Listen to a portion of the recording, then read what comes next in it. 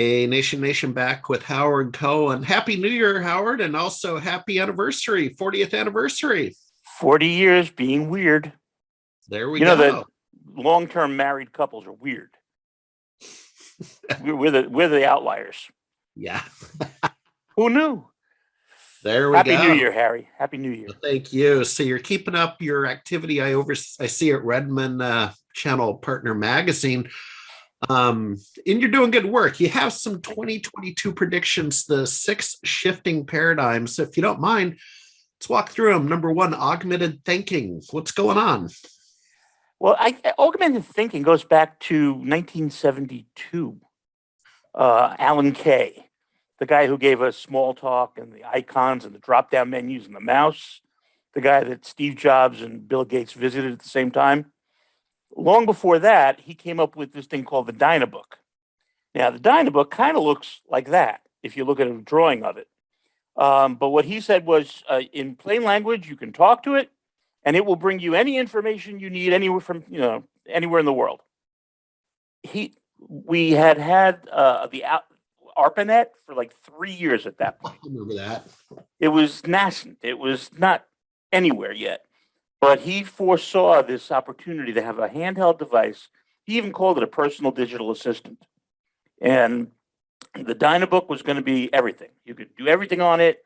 It will bring you everything. And basically, if you think about today, what is everybody's response when you tell them to look something up? Why don't you Google it?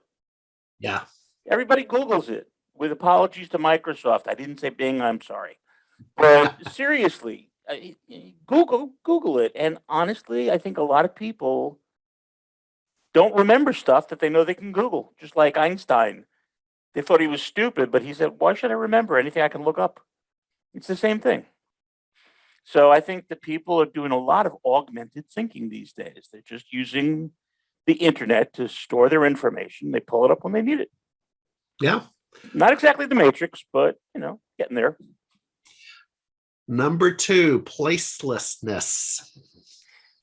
I've been talking about placelessness for a long time. The first person who really talked about placelessness was Marshall McLuhan, when he talked about the idea that once we can communicate with anybody, anywhere, at any time, it doesn't really matter where we are. Like you and I carry on very enjoyable conversations as if we were in the same room, having coffee or some more interesting beverages, and just it's very comfortable every time. We don't have to be in the same place at the same time, and especially in the age of COVID, it's become immaterial where people are. All of a sudden, everybody's hiring people from anywhere they happen to be in the country. Those of us in tech, sure, we've been doing that for years, but every business is doing it now. Yeah, we're all becoming placeless. Doesn't matter where you are. You can do what you need to do because you're part of the network. Yeah. So I see that becoming bigger and bigger. Oh, no, absolutely. Now, maybe push back. Well, not push back. I'll add to the conversation. One of my big clients, I've told you about a data center in Austin, Texas. The founder is still physical. There's a little bit of tension sometimes because I can do my work from anywhere, but there's just a little bit of tension with my travel schedule, and I do 3 or 4 things, right? And thing number 1 will have me go to events in tech, and he's old school. What am I trying to say, man? There's still plenty of that out there. There's the perception I'm not working. So unfortunately, he doesn't listen to my my blog. So in any event, cloud ubiquity. Number 3. Cloud ubiquity. Okay. Well, ubiquitous means everywhere, of course. And what we're seeing now is having standing up servers in your own data center or your own network closet. Very unusual these days.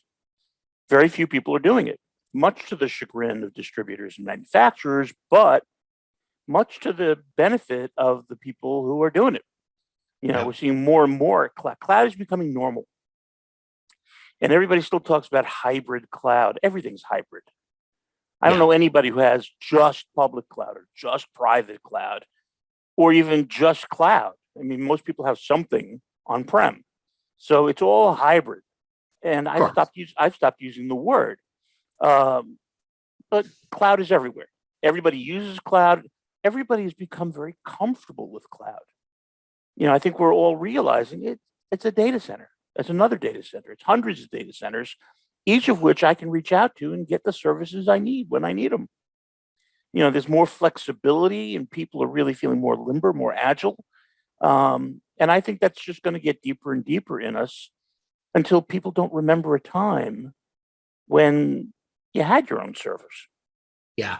Think about that. Well, I still remember on-prem SBS. All right. Number 4, automation everywhere. Big topic in the community right now, automation. Yeah, I've had several people recently complain to me about automation. They're getting too much automation. Yeah, I agree.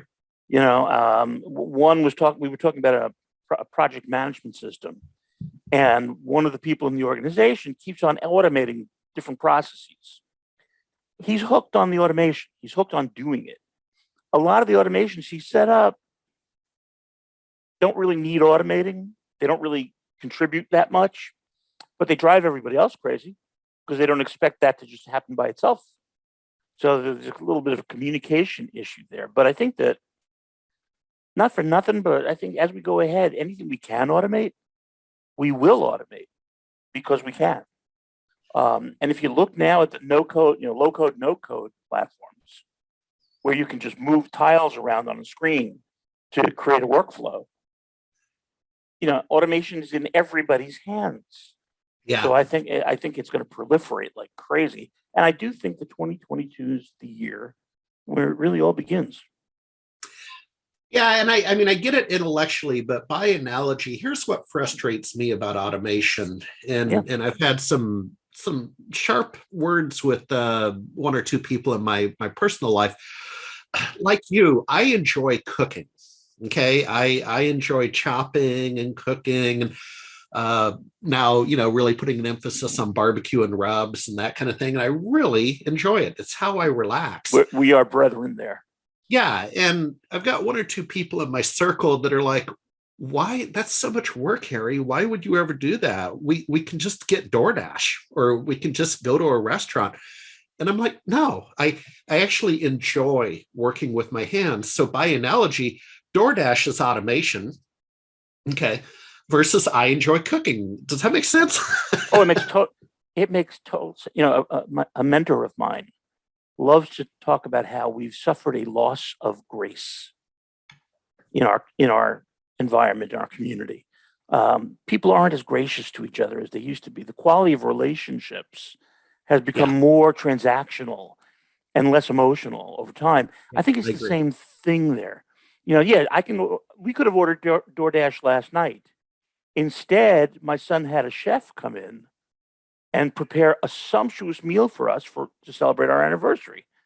The quality of that meal was infinitely different than what we would have gotten from DoorDash. Yeah. And that's the issue. Are we willing to tolerate a loss of quality to get an increase in convenience? I think everybody answers that for themselves, but over time, I don't know, we may. Well, to end on that topic, you raise a valid point.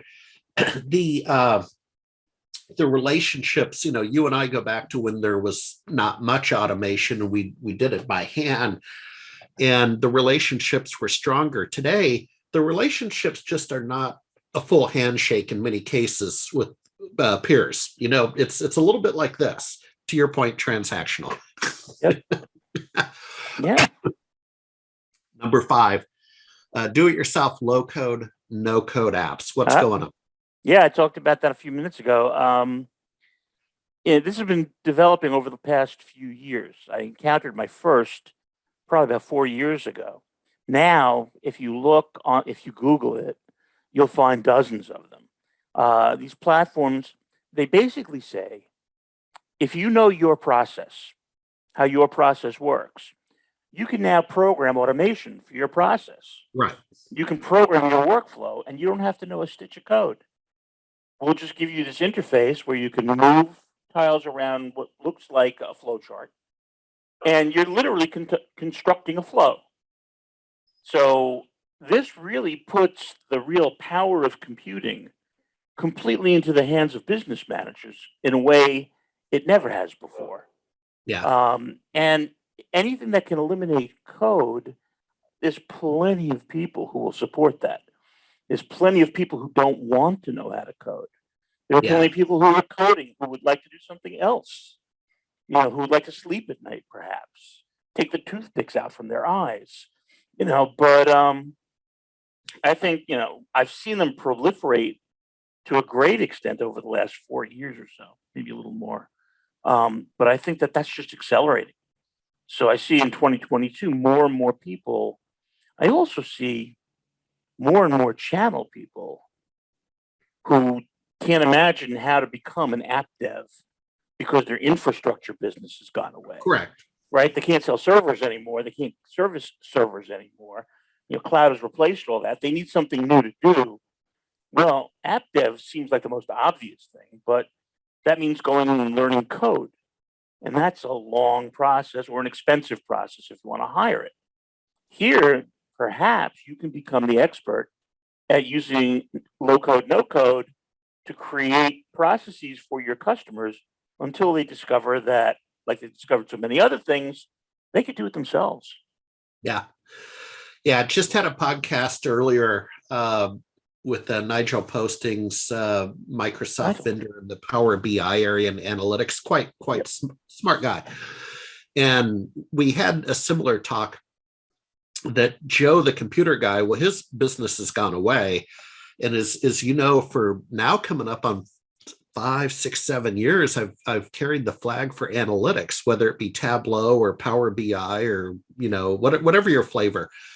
And Howard, that's just at some level not our audience, and it's even a shorter learning curve than coding. Now there's a learning curve; it's a different animal.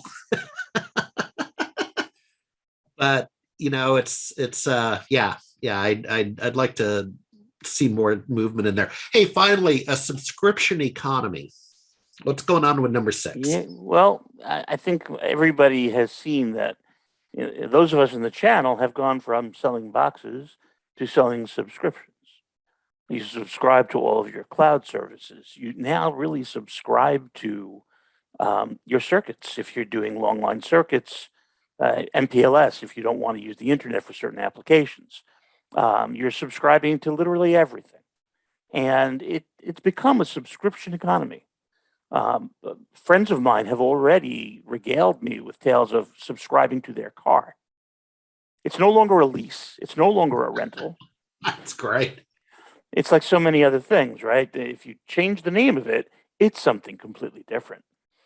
But I think that there's in a society that really is getting allergic to commitment, subscription makes a lot of sense. You commit yourself only so far, and then you have to get renewed. Well, there's a certain amount of control over your environment that you get with that, and that I think makes it better for customers. I think customers appreciate that more. I mean, the idea that you're going to shift from one ERP to another used to be like mind blowing. Technology debt coming out your ears. Yeah. Now, changing ERP is like, okay, so I'm going to end that subscription and then I'm going to start that subscription, and off we go. Yeah. And of course, there's a data migration in between, but that's and I remember and boy, I'm so old, they called them conversions. We didn't even call them migrations. But I remember people in my early technology career to savings and loan, early NetWare, and so on. 1 or 2 people retired. It's like, I don't have another conversion in me. I quit. They were painful. And Yeah. we all, think back, we all depended upon that, to stay sticky with our customers. We depended upon the idea that they don't want to move. They don't want to migrate. That's too painful. No, it's not so painful anymore. No. So the dynamic is going to change. But it's all based in the idea that I subscribe for everything. And I end a subscription. Doesn't mean I'm throwing something out. I just stop consuming it. It's a very different way of thinking about things, but it establishes a very different relationship between provider and consumer. And I think we're going to see the dynamic of that emerge over the next few years, much more even than now. Yeah, and I'll end on this again by analogy. I'll probably use the wrong word of arbitraging subscriptions, but leveraging. Here's what I mean. My beloved Seattle Seahawks didn't make the cut this last weekend in the playoffs. Right? They had a bad year, and the only way I could hear them in real time, and that's a whole nother podcast about the NFL and its control, but was my Sirius XM subscription.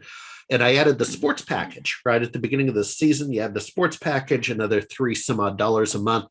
And I can hear the Seahawks in real time. And, it's exciting. It's the best I can do being in Austin, Texas. Well, now I have a yellow sticky over here. I need to call them and take the sports package out because I don't have a need for 9 months for the sports package. And again, by analogy, I like that flexibility, right? Just turn it off. I'm done. Well, the whole experience of television is rapid. I mean, we all moved off of cable TV onto Fire Sticks or Roku's or what have you. Yeah. Now people are realizing, hey, I'm never going to change the channel anymore to see a program when it's scheduled. Yeah. I'm simply going to subscribe to their streaming content and watch what I want to watch when I want to watch it. I know. The whole concept of I mean, I think that Larry Walsh was so impressed with my column, The Changing Channel, that he now calls his program Changing Channels, and I'm very flattered. But there's not going to be any more changing channels. It's just going to be subscribe, watch, and then when you get tired of it, end your subscription, or get that app that reminds you to end your subscription. All right. Well, again, congratulations on your 40th anniversary and Happy New Year. And we'll pick it up next time. You're good. There's always something going on with you. Hey, I won't be here for another year if I don't stay on the charts, right? So, all right. Good to see you, bud. Okay. Talk to you soon. Bye-bye. Great.